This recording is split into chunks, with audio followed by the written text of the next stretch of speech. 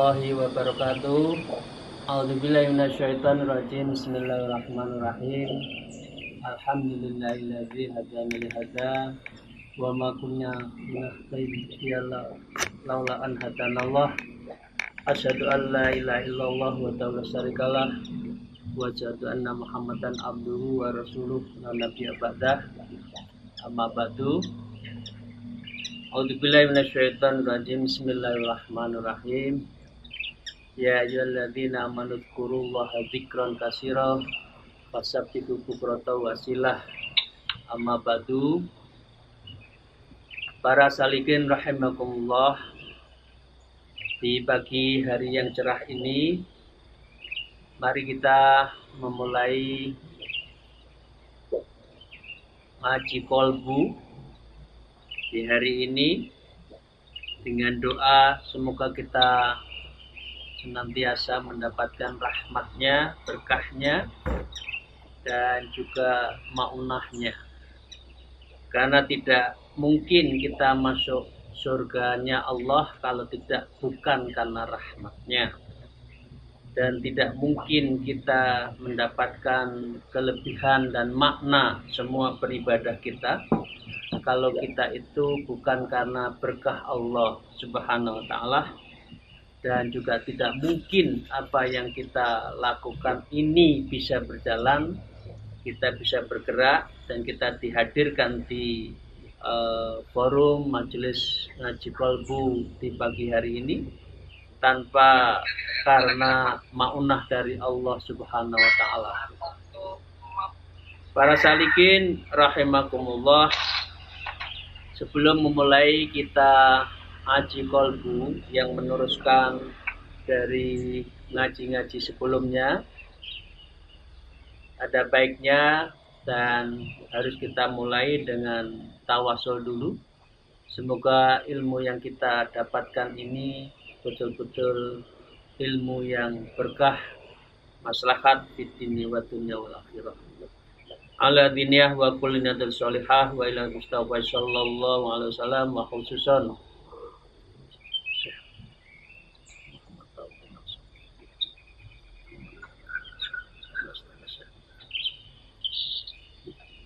ridha ta'ala murti wa khalaq wa khususan mu'alif hadzal kilab Syekh Abdullah bin Ali Al-Haddad wa nafa'na bihi ma bi ulumihi fid dharain.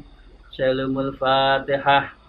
A'udzubillahi minasyaitonir rajim. Bismillahirrahmanirrahim. Alhamdulillahirabbil alamin arrahmanir rahim maliki yaumiddin. Ya rabbi wa ya nasta'in ihdinas siratal mustaqim. Siratal ladzina an'amta 'alaihim ghairil maghdubi 'alaihim. Amin amin ya rabbal alamin. Para salihin rahimakumullah, sahabat-sahabat saya, semoga kita senantiasa mendapatkan ridhonya. Pada ngaji kita pada hari ini, kita meneruskan tentang apa yang harus kita lakukan dan apa yang kita hindari sehingga kita bisa ma'rifatillah, yaitu mengetahui seluruh keberadaan eksistensi baik dari af'al, sifat, dan dzatullah. Dan yang kedua, dan juga apa yang kita bisa lakukan dan juga selanjutnya kita hindari agar kita itu bisa menjadi mahabbatillah dan kita sangat mencintai satu-satunya di dalam hidup ini yang kita tuju, yang kita tuju, yaitu Allah Subhanahu wa ta'ala. Karena itu kan kita selalu berzikir la ilaha illallah, artinya itu la maksuda, tidak ada yang kita tuju di dalam hidup ini hanya karena Allah. La ilaha illallah juga kita artikan la maujudah, yang tidak ada berwujud secara substansial itu selain Allah. Dan yang ketiga la ma'budah al-haq, yang tidak ada tidak ada yang kita sembah, ma'budah al-haq, yang paling hak itu adalah Allah Subhanahu wa ta'ala. Dan yang keempat, pengertian selain pengertian lain adalah la mahbuba, yang tidak ada yang kita cintai, yang kita serahkan diri kita kecuali Allah Subhanahu wa taala. Para salikin rahimakumullah, terhadap apa yang kita harus hindari sehingga kita bisa ma'rifatullah dan mahabbatullah itu sudah kita kaji pada hari Sabtu yang lalu. Di situ disebutkan wal ta'lam ayyuhal muridu anna lil qalbi ma'asi ya ahsanu wa abkhahu wa abkhatu min ma'asil jawarih. Disebutkan, ketahuilah para kita semua para salikin yang ngaji dan para umat Islam, annal qalbut, sesungguhnya di kolbun itu ada ma'asi, ada maksiat kolbi, ya. Ya ahsanu wa afqahu wa afqasu min ma'asil jawarihi. Jadi maksiatnya hati itu lebih jahat, lebih kotor, lebih keji dari maksiatnya jawarih, anggota badan kita. Apa itu? Kaki, tangan, mata, telinga, mulut, yang seringkali kita juga melakukan dosa-dosa dan itu sebagai wujud dari maksiat. Tetapi ingat, maksiatul kolbi, maksiatnya kolbi itu adalah abahun wa akbatun, lebih keji, lebih kotor ketimbang ma'aris. Nah, dari jawarih. Akibatnya apa? Akibatnya kalau kita maksiat kolbi ini begitu besar, itu sangat mempengaruhi terhadap amalan kita. Semakin bersih amalan hati kita, semakin suci amalan hati kita, semakin jernih amalan hati kita. Karena itu kita diminta tasfiyatul qalbi wa tasfiyatul qalbun kan, wa tasfiyatul nafas gitu kan. Maka itu menunjukkan bahwa kualitas beribadah kita pada Allah adalah sangat tinggi dan Allah akan mahabbah kepada kita dan Allah juga akan mendekatkan, lebih dekat dari urat nadi yang ada di dalam leher kita. Tetapi ingat, kalau kualitas maksiatul kolbinya itu, kolbil ma'asinya itu tinggi, berat, bergerak, dan terus menerus kita lakukan maksiatul kolbi itu, maka itu mempengaruhi ketiadaan amal kita di hadapan Allah. Dan itu tidak ada artinya amal-amal kita di hadapan Allah. Karena itu, la yasluhul qalbu li nuzuli ma'rifatillah wa mahabbati ta'ala. Ya, kecuali orang seperti itu tidak akan mendapatkan ma'rifatullah. Dan yang kedua, tidak ada mahabbati ta'ala. Dia tidak akan bisa ma'rifat pada Allah dan juga tidak bisa namanya mahabbah kepada Allah. Ya, illa setelahnya, kecuali ba'dar tahalli anha, kecuali dia belajar tahalli, membersihkan hati, ya, anha dari amalan-amalan yang sangat keji itu, maksiat itu, wa takhlusul minha, dan dia harus memukhliskan, membersihkan dari seluruh amal itu. Amal itu para salikin yang saya hormati rahimakumullah, di dalam ilmu babakan atau pembagian syariat, tarekat, dan hakikat itu menyambung, tetapi bisa diberi tanda sendiri-sendiri. Tetapi the whole of amali, seorang hamba di hadapan Allah, keseluruhan amal pada Allah itu seorang Islam yang sudah pada syariat, tarekat, dan juga hakikat itu menyambung.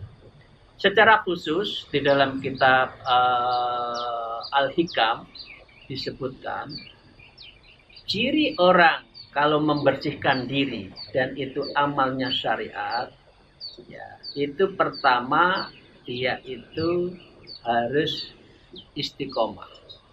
Ya. Amal itu kalau istiqomah itu syariat. ya.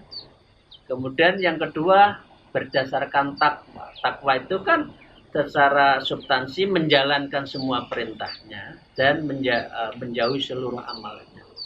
Dan yang ketiga, orang yang syariat itu setiap saat harus taubat. Ya, jadi taubat, istiqomah, dan dia adalah takwa. Itulah amalan syariat yang semua orang adalah seperti itu. Semua umat Islam menjalankan syariat ya pasti sholatnya istiqomah, ya. Semua prinsip di dalam hidupnya itu takwa. Dan yang ketiga, dia itu dijalankan penuh dengan istiqomah, takwa, dan yang satu itu harus didasarkan taubat. Karena manusia itu tidak bisa meninggalkan maksiatul qalbi, maksiat qalbi. Jadi setiap saat kita taubat. Taubat itu bukan berarti hanya sekali dalam seumur hidup. Tidak, setiap saat di dalam ilmu tasawuf, dalam perspektif tasawuf, perspektif syariat itu harus tetap taubat. Yang kedua, Al-Hikam Ibnu Athaillah Asy-Syakandari juga mengajarkan kalau ilmu thariqah itu sudah meningkat, ikhlas. Jadi dia menjalankan tadi sehari-hari itu ikhlas. Ya, jadi ikhlas itu ya tidak ada pamrih, tidak ada tujuan lain, ibadahnya itu lillahi rabbil alamin, pada Allah.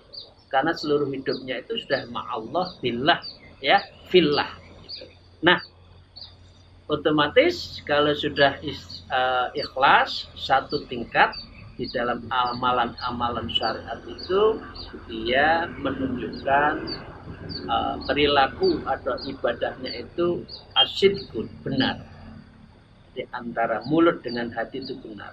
Allahu Akbar ketika kita sholat, bukan Allahu Akbar begitu bersedekap otak kita jalan kemana-mana. Itu berarti tidak jujur antara hati dengan mulut.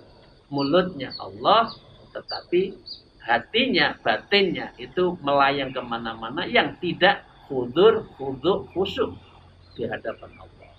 Nah, yang ketiga, kalau orang itu sudah insya Allah thariqah di dalam ilmunya Ibnu Athaillah ditunjukkan ilmunya itu adalah mutmainnah, perilakunya mutmainnah. Allah berilah tatmainnul qulub. Jadi punya sesuatu ya tenang, tidak punya sesuatu yang tenang, diberi rahmat dan nikmat yang begitu luar biasa juga tenang, biasa bisa juga tenang, belum naik pangkat tenang, belum menjadi orang yang dikenal tenang, setelah dikenal orang juga tenang. Karena harta, benda, orang keluarga, kedudukan, jabatan itu bukan sumber ketenangan. Di tengah-tengah manusia pada umumnya mengatakan ketenangan itu kalau orang itu sudah punya jabatan. Ketenangan itu kalau kita sudah mendapatkan harta yang banyak, rumah, kendaraan yang luar biasa menterengnya, begitu juga uangnya begitu banyak yang tidak ternilai, itu baru tenang. Padahal tidak, bukan. Ketenangan itu adalah ketika Anda berpikir. Allah berzikirlah, maka sesungguhnya berzikirlah. Tatmainnul qulub, karena zikir itulah sumber ketenangan. Jadi orang yang thariqah sehari-hari selalu berzikir. Zikir setiap saat, keluar masuknya nafas dalam diri kita itu selalu zikir. Karena ciri atau indikator orang yang thariqah itu ya ikhlas. Yang kedua benar, dia tidak munafik. Dan yang ketiga itu dilakukannya hatinya itu menjadi tenang. Nah, ketika hakikat itu cirinya tiga. Ciri-cirinya tiga itu yaitu pertama muraqabah. Setiap hidupnya itu setiap saat itu muraqabah. Dekat dengan Allah, diawasi Allah. Dan yang kedua itu adalah mukasyafah, mukasaf, yang ketiga itu musyahadah. Jadi tinggal bapak-bapak para salikin, kita itu kelasnya masih syariat yang itu tadi, atau kita sudah belajar bertorikoh yang 3 tadi, atau kita sudah merasakan makna hidup itu yang muraqabah, ya, mukasyafah dan musyahadah. Tapi yang penting buat kita semua para salikin rahimahullah, saya mengajak pada diri saya sendiri memahami bahwa Islam itu bukan sekedar syariat. Ya, akidah Ahlussunnah wal Jamaah kita itu mengajarkan ya akidah syariah tasawuf, iman Islam, iman Islam ihsan, syariat, tarekah, hakikat. Itulah Islam yang benar. Di dalam pandangan saya seperti itu, dan moga-moga para salikin juga memahami bahwa Islam itu the whole, mulai dari hulu dan hilir, bukan dalam hal ada akhirat belaka, surga dan neraka, ancaman kita beribadah, tapi sesungguhnya yang penting kita itu ikhlas, kita menjalankan itu bukan karena sesuatu itu belaka. Itu boleh, benar, kelasnya syariat, tapi kalau sudah tarekat dan makrifat, hakikat, bukan itu. Yang penting dalam setiap saat kita itu bersama Allah. Para salikin rahimakumullah, saya lanjutkan kita dalam faslun yang mengajarkan kita agar betul-betul menghindari maksiatul qalb. Wa min afhashihal kibru warya'u wal hasadu wal kibru yadullu min sahibi ala ghayatil hamaqih hamakoh wa nihayatil jahalati wal ghabawah.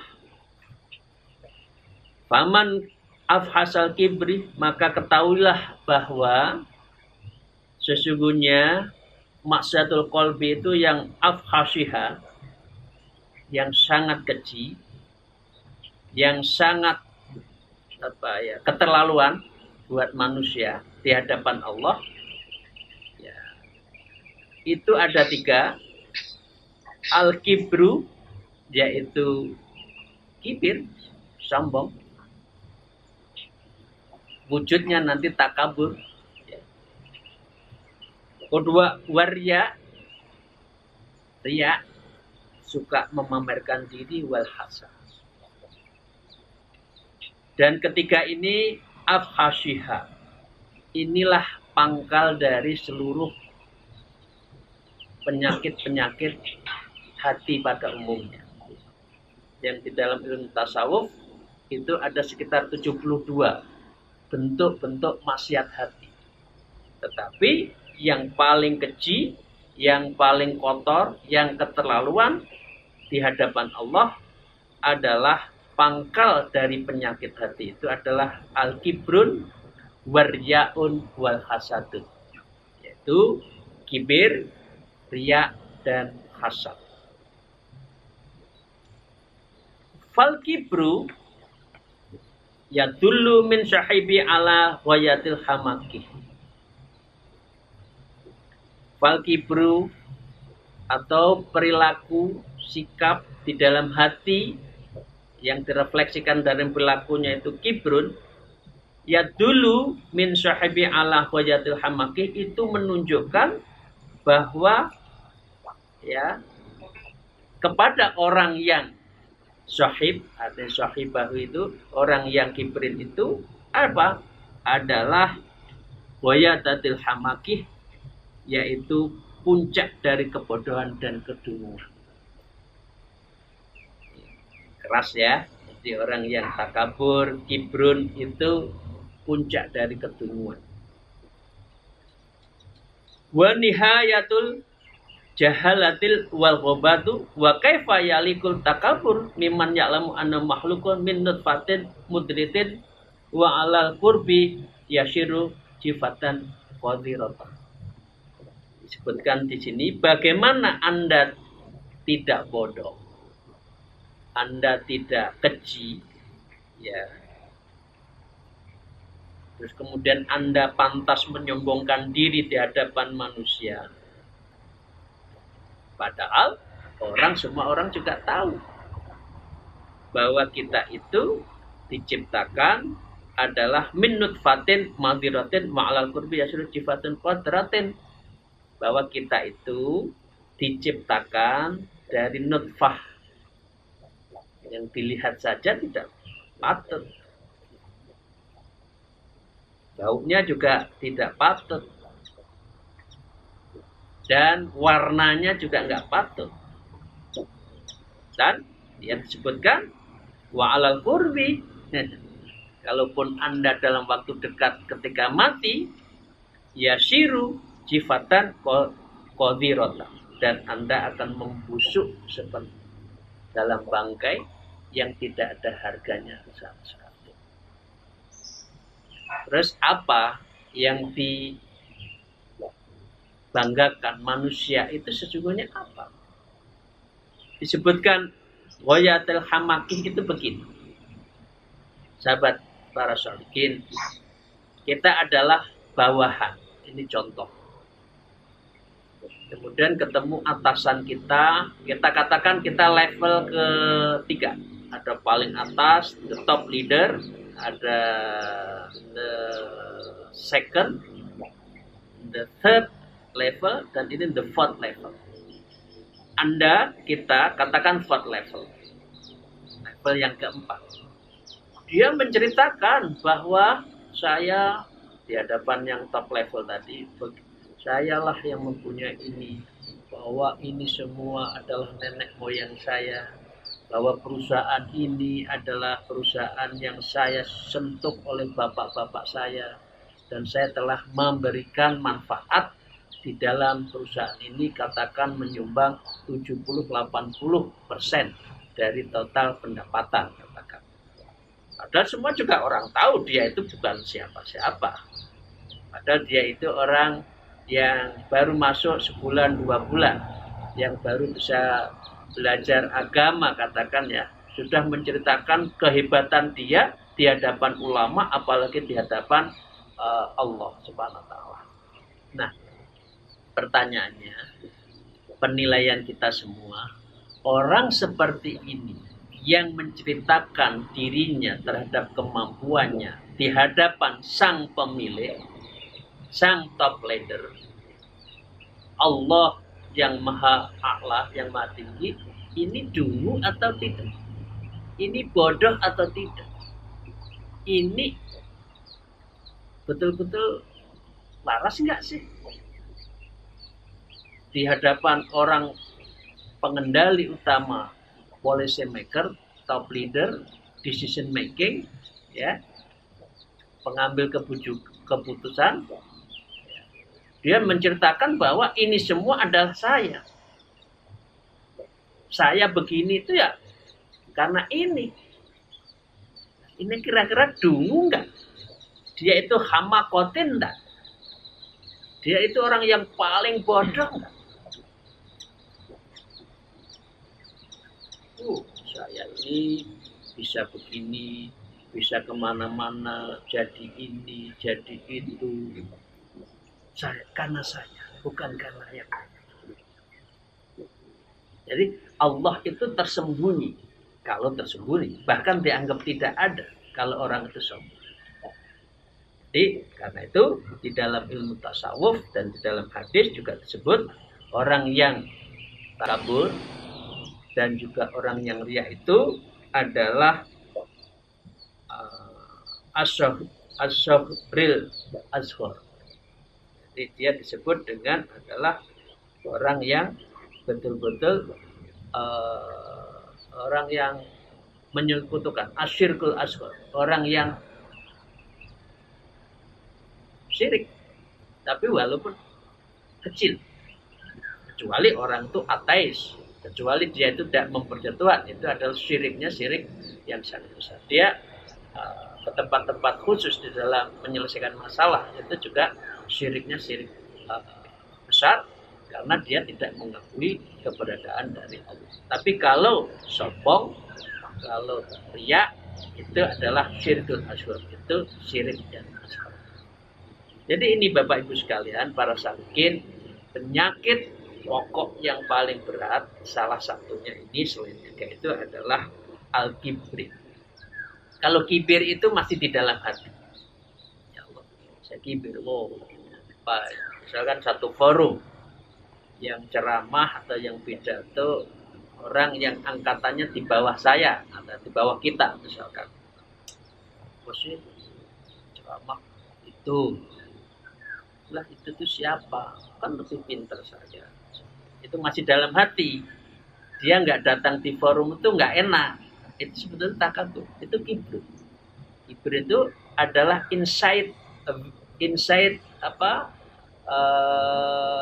meaning, jadi pengertian di dalam hati. Tapi kalau sudah diwujudkan di dalam satu forum, kemudian mengatakan dia ngomong kanan kiri, Pak itu nggak ada ilmunya, Pak itu hanya apa, orang keluarganya gitu-gitu aja, itu sudah takabur. Jadi takabur itu expression, ya, the outer behavior. Jadi perilaku yang sudah ditunjukkan itu adalah takabur. Tapi kalau al-kibrin itu adalah masih dalam hati. Hadis Rasulullah menyatakan tidak akan masuk surga kalau orang itu masih ada di dalam hatinya itu kibru, apalagi takabur. Nah, para salikin rahimahullah, banyak cara, banyak wujud orang itu takabur. Sumber-sumber takabur di dalam ilmu ini, jadi ada usul murid dan kita harus hati-hati. Sumber takabur itu banyak. Yang pertama, sumber takabur itu seperti yang saya sebutkan tadi, al-ilmu. Jadi orang yang berilmu itu suka cenderung takabur. Maaf ya, kita harus menata diri ya, jaga-jaga diri. Siapa tahu hati saya, hati para salikin masih terbersit itu. Sudah S1 merasa bangga dengan di bawahnya. S2 masih S2. S3, oh saya sudah S3. S3 apa? Kamu belum guru besar. Nah, itu adalah bagian dari kibrun yang sourcesnya al-ilmun. Sumbernya, based on-nya itu ilmu. Berat loh orang yang merasa takabur, kibrun di dalam hal ilmu itu.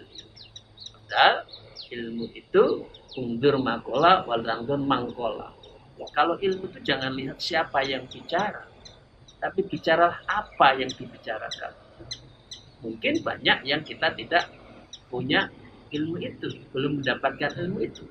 Tapi karena orang itu sudah merasa kibrun, takabur, ya nggak mau pendengar. Nah ini yang disebut dengan perilaku yang menunjukkan dia itu bodoh. Wayatil hawakih, dia itu wujud dari kebodohan itu yang nggak mau belajar. Nah, itu yang pertama. Moga-moga kita dijauhkan, ibu para salikin, dari sikap kesombongan atas ilmu yang kita miliki. Na'udzubillah min dzalik, astagfirullahaladzim. Moga-moga kita dijauhkan. Yang kedua itu adalah amalun. Bapak itu amalnya banyak ya, orangnya alim ya. Dan itu ketahuan di dalam diri kita. Ketika sudah banyak orang, dia sok alimnya itu ditunjukkan. Sok ahlil ibadahnya itu ditunjukkan. Nah, itu bagian dari sumber-sumber kibru. Dan moga-moga kita juga dijauhkan. Jadi amal itu kadang-kala menipu. Mengapa banyak amal kita itu zong nanti di yaumil akhir? Karena seakan-akan di hadapan manusia kita itu ahlul amal, ahlus sedekah, ya, ahlul ibadah, tapi dia takabur. Oh itu saya, itu yang memberikan masjid itu, musola itu yang bangun saya. Itu udah ya Allah, itu udah siap-siap aja nanti ketika menerima buku di yaumul akhir itu lu mana